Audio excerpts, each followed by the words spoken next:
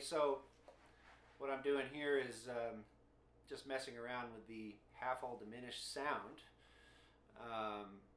And first, I'm just playing within the sound and trying to create my own shapes and understanding of the scale and the sound of the scale, and trying to figure out how to improvise within the scale. So things that sound good to my ear.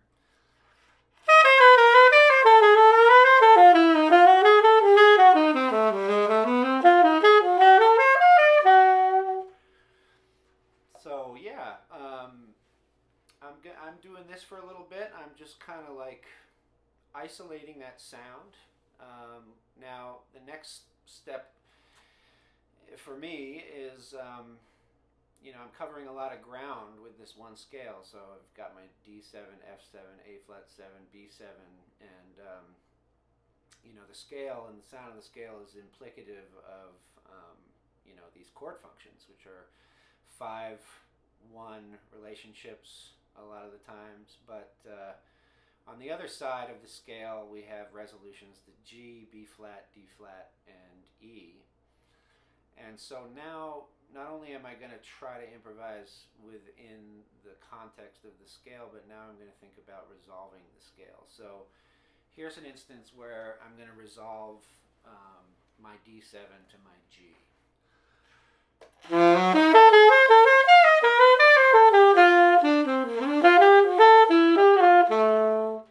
Okay, so I used my knowledge of the scale to now get me to my end goal, which is the G major scale, or the G major chord. Okay, so now I'm going to take the same idea, and now I'm going to resolve my half whole to the D flat.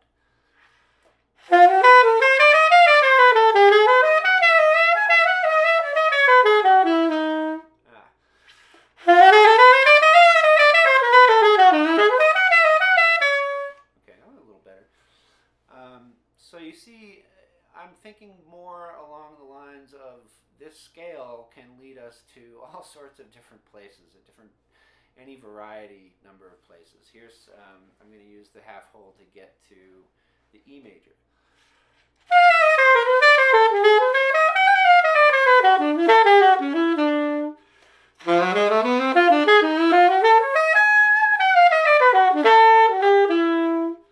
Okay, so I'm thinking about the D, F, A flat, B7 as functions of this half whole diminished getting me to my major chords, and also underneath their corresponding minor chords.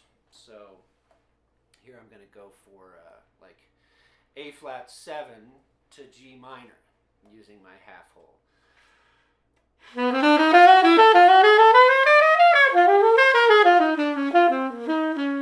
then maybe to the B flat minor now.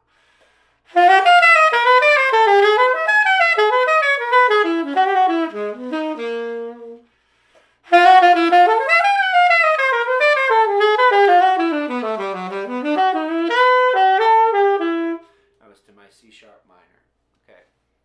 All right, now take it to the next level, which is I'm going to keep my half whole diminished, and now I'm going to mix my major chords. So my end goal is to resolve using maybe a D flat major over G major, okay, to combine these two major tonalities.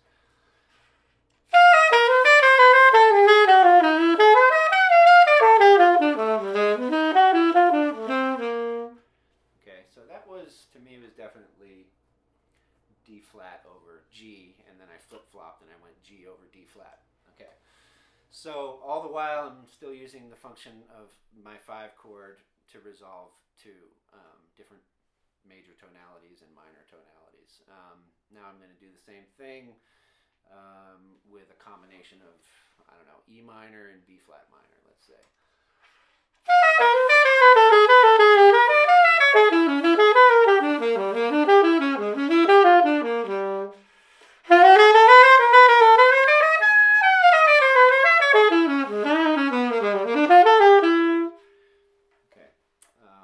So I'm using this as a way to familiarize my sound because familiarize myself with a sound leading to a resolution.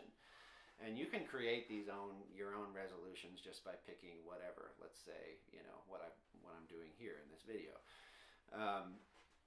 So that you can sort of train yourself and you can train your ear how to use and how to resolve the diminished sound in all these different ways. And this is really all about, getting it in the ear bank because, once we understand the sound and how to resolve it, we no longer have to do the math and the thinking on the spot or on the gig. Hey, what's the corresponding half-whole diminished scale to this chord? And I just want to get out of that mindset. I want to break free from that as much as possible, and I just want to understand. I know how to resolve this sound. So, obviously, you can do this with the other half-whole diminished scales, and just create these little challenges for yourself. So here's another one. What didn't I do? Maybe I didn't go to B flat major. So let me try resolving to B flat major.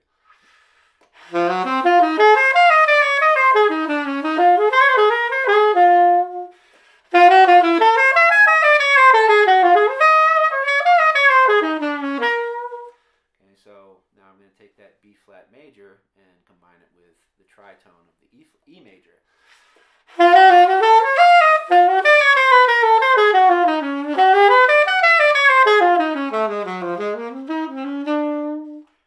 Okay, so now I'm implying a sound over a sound. Okay, obviously E and B flat are very different tonal centers, but it's fun to use them as sort of passing tonalities outside the key center going back into the key center. So these are all little things you can kind of investigate of how to morph these sounds together. I think it's pretty cool. Okay, so then moving along, I then been teaching McCoy Tyner's voicings recently, and I realized that I sort of forgot what he was doing, and I just hadn't thought about it in a while. And listening to Passion Dance in particular, but also all that amazing John Coltrane stuff that he's harmonizing things in a lot of stackings of fourths. He's harmonizing the harmonic minor, the melodic minor. He's harmonizing half-whole diminished, whole tone, you name it. And it's coming and going and coming and going. And I had to sit down with it and, analyze it again. Say, man, what is he doing there? What is that sound? Oh, that's coming from the half-whole diminished. Oh, that's coming from the whole tone or whatever. So what I did was I broke down the diminished, half-whole diminished scale into fourth groupings, and these are below are the fourth groupings within the scale or within the tonality. I should say so.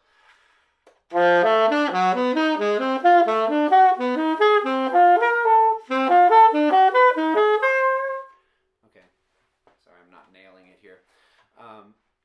But needless to say, when we go and analyze that, we find minor chords, major chords, minor chords, major chords, this flip-flop between the two. And now, okay, how do we use these triad pairs, or triads that are built from stacking fourths, and use that as an improvised language to do the same thing as resolving? So now I'm going to just mess around with some of these, going from B minor, B major, F minor, D, whatever, resolve to D flat. Okay.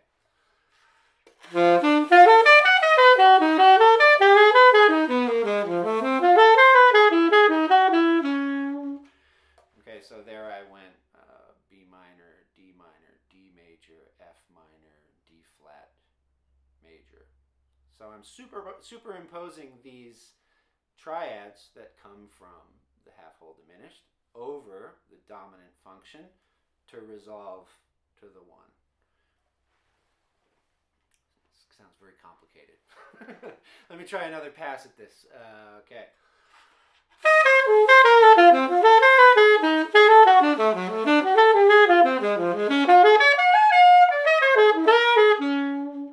There I resolve to the B flat major again. Now let me try to resolve to a minor. So I'm going to resolve to E minor now.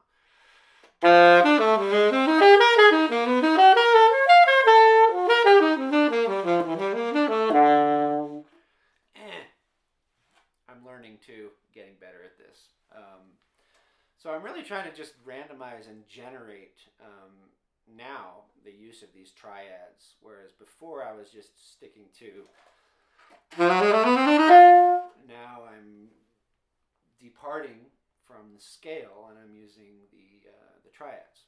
Okay, so another cool thing that kind of to follow along the lines of some other videos that came before was now to harmonize the half whole diminish scale just using perfect fourths. So now we're outside the scale, we're breaking the box, and we're just harmonizing using perfect fourths.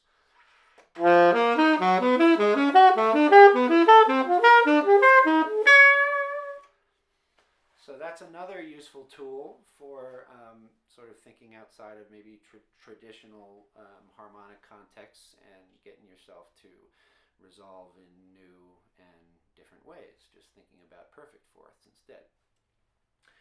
So so this is what I'm thinking about right now, and it's really fun for me too. It's a big challenge to create these mixtures of sounds and scales and triads, and to go from thinking one way, thinking another way, thinking more scalar, thinking more intervallic, and then thinking more triadic, and then also thinking about possibly resolving to one tonal center, or possibly infusing two tonal centers like the G major and the C sharp minor, or the E major and the B flat major, whatever. That's for you to experiment with at home, and that's what I'm experimenting with right now. So, I just trying to break away from the common uses of jazz theory or whatever of how we think about the half whole diminished scale, because sometimes it can get a little too broad. How do we use this in a context that is more improvisational? So this is helping me quite a bit with the understanding of the next level of the half whole diminished scale. Cool. Well, we'll see you next time. Thanks for joining again, and feel free to ask, along the way, any questions, chime in with any dialogue. Feel free to say, this is total bullshit.